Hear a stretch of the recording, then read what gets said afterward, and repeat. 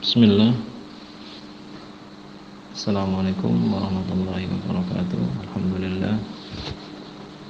Nahmaduhu wa nasta'inuhu wa nastaghfiruh wa na'udzu billahi min syururi anfusina wa min sayyiati a'malina. May yahdihillahu fala mudilla lahu wa may yudlil fala hadiya lahu.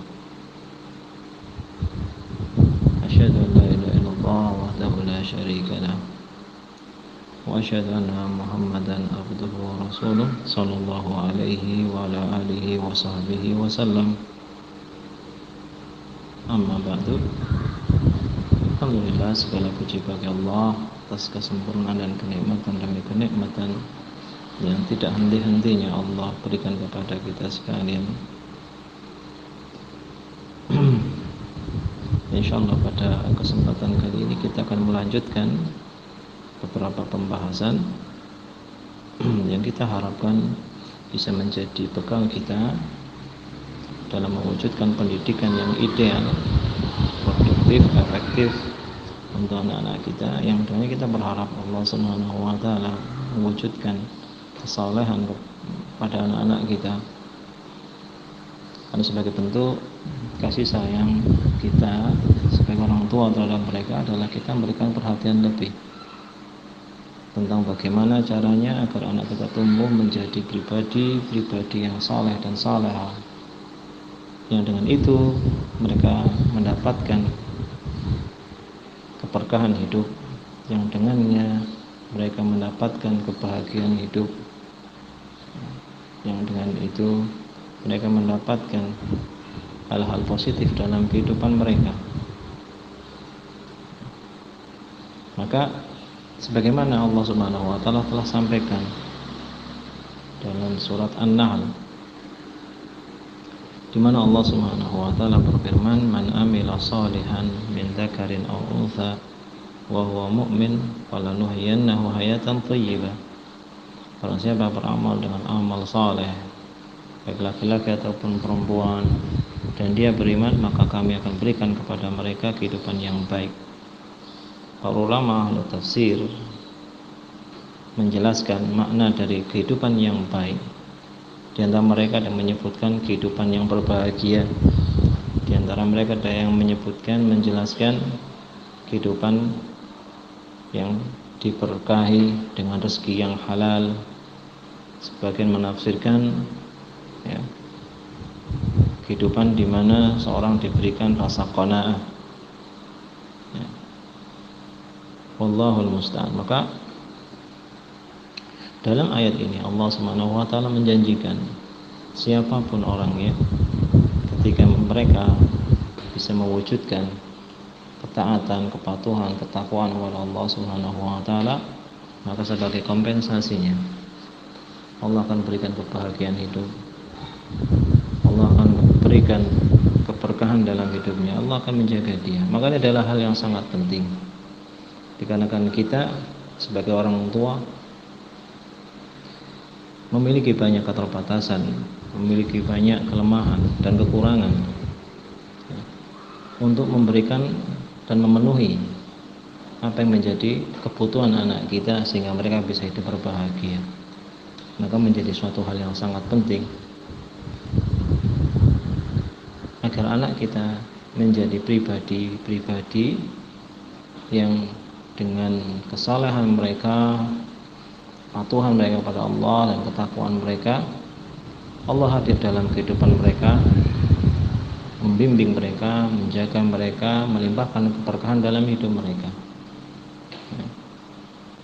Maka sebagai bentuk kasih sayang kita berusaha mewujudkan itu pada diri mereka dengan usaha kita dan doa kita, agar mereka menjadi pribadi-pribadi yang saleh dan salehah, yang dengannya Allah ada dalam kehidupan mereka, memberkahi mereka, menjaga mereka, membimbing mereka, memudahkan urusan-urusan mereka. Maka merupakan representasi kasih sayang yang benar, yang terarah, adalah ketika kita sebagai orang tua berusaha menciptakan kesalehan pada diri anak-anak kita. Ya. Maka semestinya ini adalah hal yang menjadi tujuan bersama para orang tua, ya, agar bagaimanapun ke depannya anak-anak mereka sukses ataukah tidak, berhasil ataukah tidak, ya, karena semua itu bukan di tangan mereka, semuanya dari Allah Subhanahu wa Ta'ala. Allah lah yang menentukan bagaimana mereka ke depannya, ya, maka kita bagaimanapun mereka nantinya, mereka adalah pribadi-pribadi yang Allah berikan pada kehidupan mereka barokah. Allah berikan kepada mereka ketenangan, Allah berikan kepada mereka kelapangan, Allah berikan kepada mereka kebahagiaan di dunia yang akan mengantarkan mereka kepada kebahagiaan di akhirat. Wallahul musta'an. Nah, dan sebagaimana biasa yang kita kaji adalah salah satu buku yang merupakan karya dari salah seorang ulama besar yang merupakan pemateri rutin di Masjid Nabawi, ya, di Madinah An-Nabawiyah, yaitu Syekh Abdul Razak hafizahullah, yang beliau mengambil beberapa faedah dari beberapa penggalan ayat yang terdapat dalam surat Luqman, yang mana penggalan ayat tersebut secara khusus mengkaji, mempelajari, membahas, ya, tentang metode, ya, yang paling efektif, metode yang tepat untuk mewujudkan kebaikan pada anak-anak. Allah secara khusus menukil pembicaraan Luqman dengan anak-anaknya. Dari sekian banyak pembicaraan Luqman dengan anaknya, Allah memilih komunikasi tertentu, ya, Allah nukilkan untuk kita, untuk hambanya, agar kita bisa menjadikan itu semua sebagai pembelajaran, sebagai acuan ketika kita hendak mewujudkan kebaikan pada anak-anak kita, ya.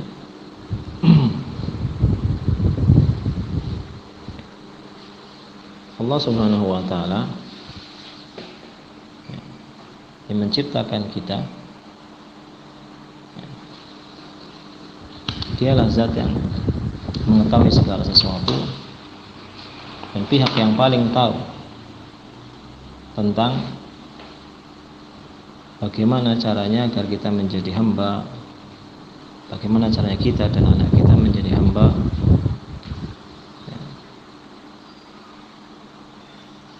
yang baik, hamba yang saleh dan salehah. Allah lebih tahu. Jadi sebelum kita menjadikan selain Al-Quran acuan dalam mendidik anak-anak kita, maka seyogianya, ya, kalamullah, firman-firman Allah dalam menjadi hal pertama yang kita jadikan acuan dalam mendidik anak kita.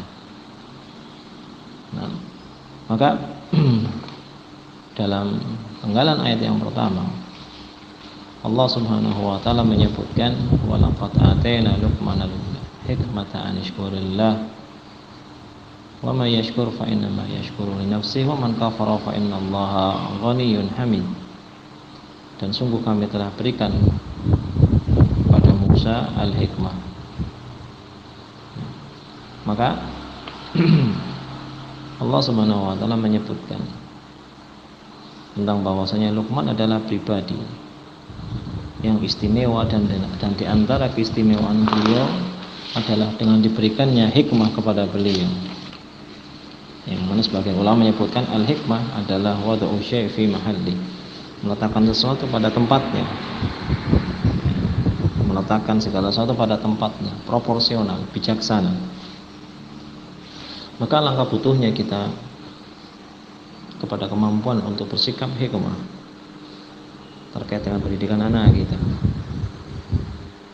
sehingga kita tegas pada saat dibutuhkan untuk tegas, kita lembut pada saat dibutuhkan untuk kita lembut, kita mentolerir kesalahan ketika memang dibutuhkan untuk adanya toleransi, ya, kita memberikan hukuman, ya, ketika kondisinya memang mengharuskan adanya hukuman, bijak, tidak bersikap keras pada saat dibutuhkan kelemah lembutan, tidak juga bersikap lembut pada saat dibutuhkan ketegasan, ya, maka bersikap hikmah adalah faktor yang sangat penting untuk mewujudkan pendidikan anak yang positif, yang ideal, yang diberkahi. Dan sikap hikmah ini adalah pemberian dari Allah Subhanahu wa taala. Pemberian dari Allah Subhanahu wa taala. Oleh karenanya dalam ayat ini disebutkan walaqad atayna Luqmanal hikmat, dan kami yang memberikan kata Allah kepada Luqman kemampuan untuk bersikap hikmah. Ya. Maka oleh karenanya kita meminta kepada Allah Subhanahu wa taala untuk bisa dijadikan orang tua yang tepat, ya, dalam upaya kita mendidik anak kita, proporsional, meletakkan sesuatu pada tempatnya. Karena tidaklah hal-hal negatif, ya, muncul dalam pendidikan kita terhadap anak-anak kita, melainkan penyebabnya adalah tidak adanya sikap bijak, tidak adanya sikap hikmah ketika kita mendidik mereka, ketika kita mentarbiyah mereka. Maka alangkah butuhnya kita untuk meminta kepada Allah, alangkah butuhnya kita terhadap, ya, kemampuan untuk bijak, alangkah butuhnya kita untuk meminta, untuk diberikan taufik untuk kemudian meminta kepada Allah Subhanahu wa taala kemampuan tersebut, sehingga anak-anak kita mendapatkan apa yang menjadi haknya, ya, untuk tumbuh menjadi pribadi yang saleh dan salehah. Ada sebagian orang tua memiliki niat positif, menginginkan anaknya mencintai Al-Quran, memiliki hafalan, ya, menjadi pribadi yang agamis, ya, mencintai masjid, mencintai salat, ya. Tapi karena minimnya kadar hikmah yang dia miliki, ya, usaha dia untuk mewujudkan pribadi-pribadi yang mencintai Al-Quran, mencintai ibadah dan salat diterapkan dengan cara yang tidak tepat, dengan metode yang tidak hikmah, yang tidak proporsional, ya. Sehingga diceritakan bagaimana seorang anak justru membenci aktivitas menghafal Al-Quran, membaca Al-Quran, sholat atau datang ke masjid untuk sholat. Dan ketika ditelisik, yang menjadi penyebabnya adalah sikap keras dan main fisik yang terkadang muncul dari orang tuanya ketika berusaha mewujudkan, ya, keinginannya agar anaknya menjadi anak yang memiliki hafalan yang banyak, rajin sholat dan seterusnya. Berarti orang tuanya menempuh metode yang keliru, ya, mengedepankan sikap keras, main fisik, sehingga yang terjadi malah anak tumbuh dalam keadaan memiliki rasa benci terhadap hal tersebut, ya, hal-hal yang sebenarnya positif karena ketiadaan hikmah di sini. Rasulullah SAW dalam sebuah hadis menyebutkan muru auladakum bisalah wa hum abna'u sab'a wadribuhum wa hum abna'u asyar, wa kama qala sallallahu alaihi wasallam.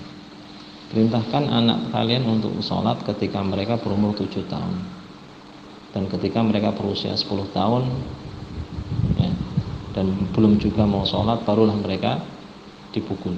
Itu pun dengan pukulan yang kata para ulama yang tidak menimbulkan luka, tidak menimbulkan memar atau trauma, tapi pukulan yang diberikan sekedar agar supaya anak tahu bahwasanya apa yang mereka lakukan adalah keliru. Maka betapa butuhnya kita ya, untuk memiliki sikap bijak, hikmah, yang mana semua itu adalah pemberian dari Allah Subhanahu wa taala. Karena kita minta dari Allah Subhanahu wa taala. Ya. Sehingga warna tarbiyah kita terhadap anak kita ya, merupakan warna yang diberkahi, merupakan bentuk di mana kita dijaga dan dibimbing oleh Allah Subhanahu wa taala. Maka sikap hikmah, bijak dalam pendidikan anak adalah faktor yang sangat penting. Oleh karenanya Allah Subhanahu wa taala secara spesifik menyebutkan bahwasanya Luqman adalah pribadi yang telah kami berikan keistimewaan dengan kami berikan hikmah kepada dia. Sebelum Allah Subhanahu wa taala di ayat-ayat yang selanjutnya menyebutkan tentang metode demi metode, tentang prioritas demi prioritas dalam pendidikan anak. Allah menyebutkan tentang betapanya Luqman adalah pribadi yang istimewa dengan diberikannya kemampuan untuk bersikap hikmah. Menunjukkan bahwasanya sikap hikmah ini adalah sikap yang sangat penting, adalah faktor yang sangat penting. Wallahu al-musta'an. Oleh karenanya Allah Subhanahu wa taala dalam surat Al-Baqarah menyebutkan yu'til hikmata may yasha wa may yu'tal hikmata faqad utiya khairan katsira. Allah memberikan hikmah kepada hamba-hambanya yang dia kehendaki, dan barang siapa diberikan al-hikmah, kemampuan untuk menempatkan segala sesuatu pada tempatnya, maka sejatinya dia telah diberikan kebaikan yang sangat banyak. Maka menjadi satu hal yang harus menjadi satu hal yang harus kita perhatikan agar kita berusaha untuk bijak menempatkan segala sesuatu pada tempatnya ketika kita mendidik anak-anak kita, melakukan skala prioritas yang tepat, mempunyai urutan yang tepat. Wallahul musta'an, dan meminta kemampuan untuk bijak itu kepada Allah Subhanahu wa taala, karena yang memberikannya hanyalah Allah Subhanahu wa taala. Kemampuan untuk tidak emosional, kemampuan untuk tetap waras dalam menghadapi kreativitas anak-anak atau sedikit dari kenakalan mereka. Butuh untuk kita berdoa kepada Allah agar supaya diberikan hikmah tersebut, sehingga kita bisa sabar, bisa tetap logis, bisa tidak terbawa emosi dan seterusnya. Kita minta kepada Allah Subhanahu wa taala agar kita diberikan kemampuan yang lebih menunaikan apa yang menjadi kewajiban kita sebagai orang tua untuk mewujudkan kesolehan pada anak-anak kita. Dan di antara faktor penting atau yang terpenting adalah bagaimana kita memiliki sikap hikmah. Kita minta Allah agar Allah memberikan hikmah tersebut kepada kita, ya, sehingga kita bisa menunaikan kewajiban dalam pendidikan anak, dalam membimbing anak kita menjadi pribadi yang saleh dan saleha secara optimal. Wallahu a'lam bishawab. Insyaallah itu yang bisa kita kaji pada kesempatan kali ini. Semoga bermanfaat. Yang benar dari Allah, yang benar dari saya pribadi dan syaitan. Jazakumullahu khair. Subhanakallahumma bihamdik, asyhadu an la ilaha illa anta, astaghfiruka wa atubu ilaik. Wassalamualaikum warahmatullahi wabarakatuh.